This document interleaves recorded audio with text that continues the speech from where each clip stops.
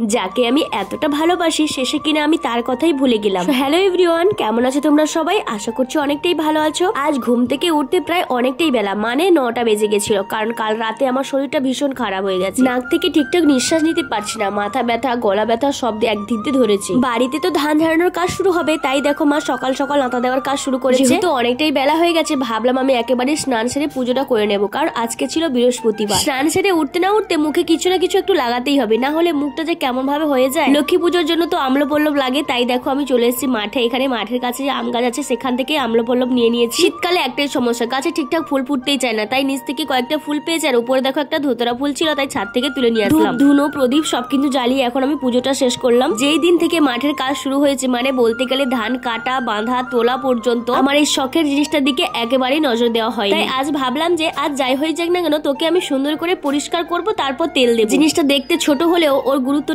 আমার কাছে অনেকটাই বেশি। জীবনের প্রথম ইনকাম ও আমাকে করে দিয়েছে। আর ইচ্ছে পূরণের কথা বলতে গেলে ছোট থেকে বড় সব ইচ্ছে কিন্তু ওই পূরণ করেছে। তাই জীবনে যাকে ভুলে যাই না কেন, এই আমার শখের জিনিসটার কথা আমি কখনো ভুলবো না।